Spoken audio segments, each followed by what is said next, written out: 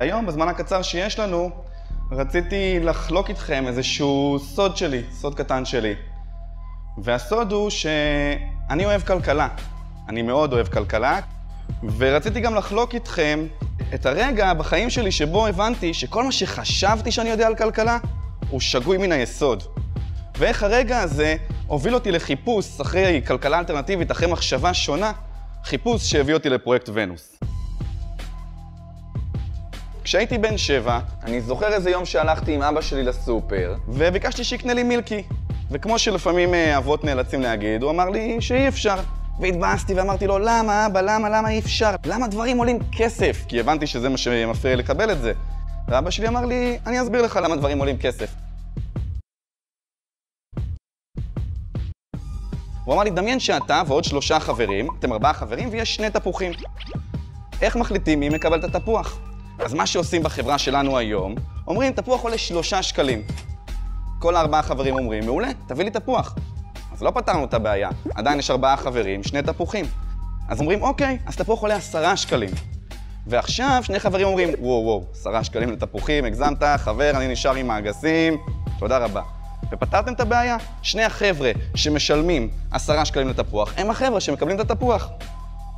בעצם, מה שאבא שלי ניסה להגיד לי, זה שיש מחסור, אין לנו מספיק מהדברים שאנחנו רוצים, ואנחנו צריכים איזושהי שיטה להחליט מי יקבל מה.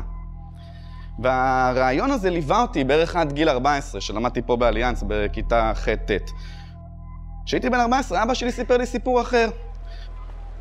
הוא נסע באירופה, והוא היה באנדרגראונד, ברכבת התחתית, והיה שם בחור שמכר גרביונים מתוך קופסת קרטון שמונחת על הרצפה. והבחור הזה צועק שזה גרביונים שיחזיקו 50 שנה. ואבא שלי ככה כבר יודע לסנן את המוכרנים, מבין שמחרטטים כמו כל אחד מוכר את המוצר שלו, אבל הבחור עושה הדגמה. הוא בא והוא דורך על הגרביון, ומעביר אותו עד מעל הראש, וכלום לא קורה. ואחרי זה הוא מכניס דף נייר לתוך הגרביון, ועובר עם סכין יפנית. והדף נחתך והגרביון לא. אז פה ככה אבא שלי כבר רוצה להקשיב, וניגש לבחור ואומר לו, תגיד, אם יש לך פטנט כזה גדול, למה אתה מוכר אותו פה מתוך קרטון ברכבת התחתית? למה אתה לא מוכר אותו לחברות הגדולות ועושה מיליונים? הבחור ככה מסתכל על אבא שלי ואומר לו, כנראה אתה לא לגמרי מבין איך זה עובד בעולם האמיתי. מכיוון שאם החברות הגדולות יתחילו לייצר את הגרביונים האלה, אז הם ייצרו פעם אחת 7 מיליארד גרביונים, ואחרי זה הם לא יכולו למכור יותר. הם יצטרכו לסגור את המפעל ולשלוח את העובדים לבית. אז בחוקי המשחק הנוכחיים שלנו, בכלכלה שלנו, הרבה יותר רווחי לייצר גרביונים שהתקלקלו כל 3 חודשים או חצי שנה. והרעיון הזה נתן לי פצצה בפרצוף, כי עד אותו רגע אני חשבתי שיש מחסור בעולם, כי העולם הוא קשה, כי יש חוקי פיזיקה, קשה לייצר דברים, והכמות היא מוגבלת ואין מה לעשות, החיים קשים. אבל הרעיון הזה, הסיפור הזה שהוא סיפר לי, גרם לי לחשוב שאולי בעצם אנחנו קצת גורמים למחסור בעצמנו, בכל מיני דרכים. והקונפליקט הזה שנוצר לי גרם לי מאוד להתעניין בכלכלה ולרצות להבין איך זה עובד. וככל שיותר נכנסתי לאיך הכלכלה שלנו היום עובדת, הבנתי שזה יותר הזוי מלהיכנס לארץ הפלאות של אליסה על 2 קרטוני אסיד. עברו כמה שנים, הגעתי לגיל שבו אני כבר צריך ללכת לאוניברסיטה, ונחשו מה הלכתי ללמוד? כלכלה. ואני מגיע לשיעור הראשון של כלכלה באוניברסיטה, ממש דקה ראשונה של התואר, והמרצה כותב על הלוח, בעיית המחסור.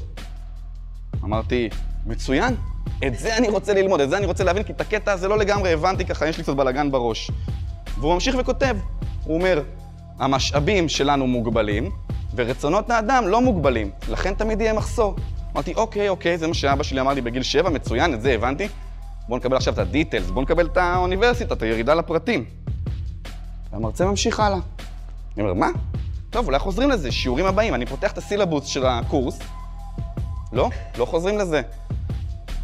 אני שואל חבר שעשה תואר שני בכלכלה, אני אומר לו, מה דרור, המחסור זה קטע כזה של תואר שני? לא מזכירים את זה יותר. אני שאני לא יודע על זה יותר מדי. זה כבר היה נשמע לי מוזר.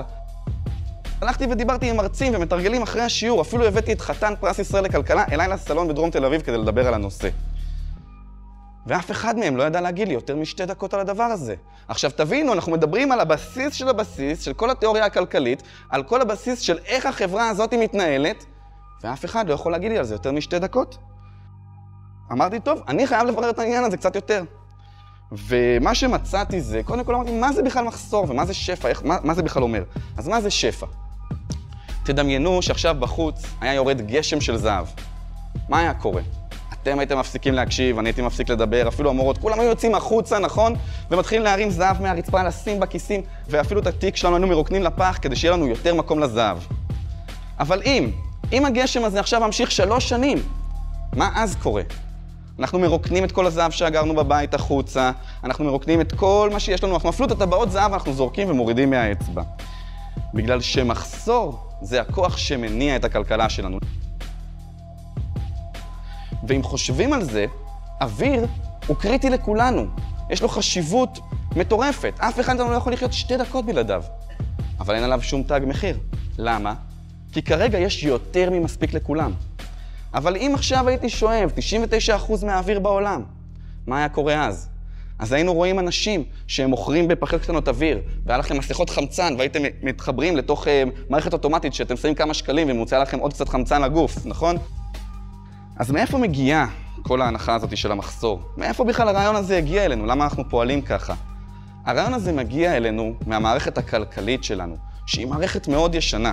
חוקי המשחק שאנחנו עובדים איתם היום הם בערך בני 250 שנה. רק כדי שנבין מה זה 250 שנה, זה בערך הזמן שהמערב גילה את אוסטרליה. פעם ראשונה האדם הלבן הגיע לאוסטרליה. ואיך הוא הגיע לשם? עם סירות מפרש מעץ. זו הייתה רמת הטכנולוגיה אז. ובאותה תקופה, 90% מהאוכלוסייה עבדו בחקלאות. זאת אומרת, אני מדבר על אנשים בגילכם ויותר צעירים. לא היה אז לסיים תיכון וללכת לצבא ואוניברסיטה. כולם עשו משהו רק כדי שבכלל נוכל להתקיים, רק בשביל מזון בסיסי. אבל מאז ועד היום, הידע שלנו, היכולת הטכנולוגית שלנו, אמצעי הייצור והאוטומציה, הם השתנו ללא הכר. היום כבר אין לנו שום בעיה לייצר שפע. במדינה מערבית היום, 1% מהאוכלוסייה הוא חקלאי. ואנחנו עדיין מייצרים הרבה יותר ממספיק מזון. אבל הסיבה שאנחנו לא יכולים היום לייצר שפע, היא לא כי אין לנו את היכולת הטכנית, אלא כי חוקי המשחק שלנו מעכבים אותנו ולא מאפשרים את זה. אני לא יודע אם שמעתם, אבל זה גורם לכל מיני תופעות מוזרות, כמו זה שאנחנו שורפים מזון מלכתחילה, כדי שהמחיר שלו בטעות לא ירד יותר מדי.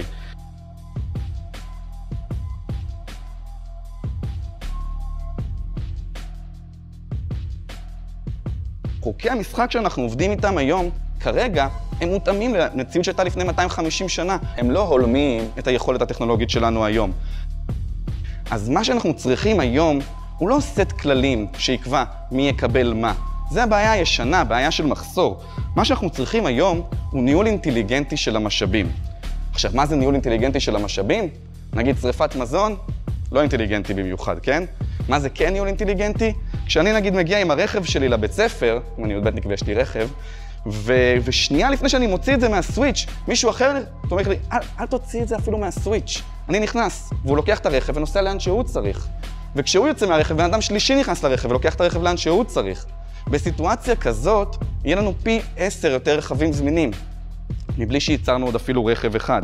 אז מה שאנחנו היינו מציעים בפרויקט ונוס, הקונספט שאני הייתי רוצה להציע, הוא שאנחנו שמים מרכז גישה באמצע העיר, מרכז גישה לספרים.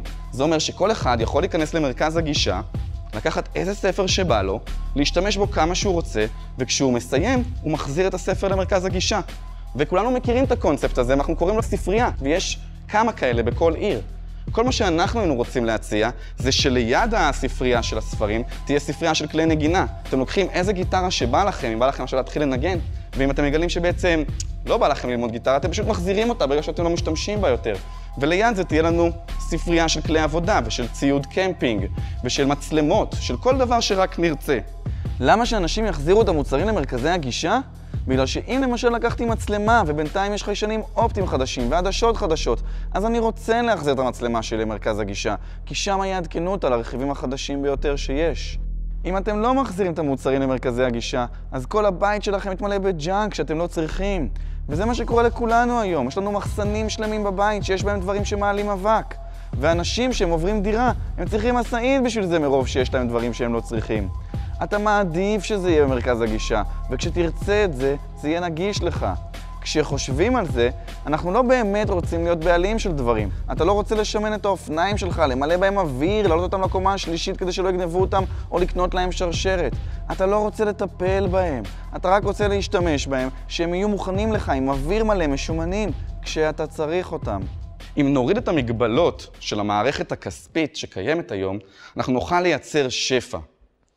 אם אני יכול להעביר מסר אחד היום, המסר היחיד הזה שהייתי רוצה להעביר, זה שבעצם במאה ה-21 אין לנו מחסור בשום דבר, מלבד מוחות בממשלה. תודה רבה.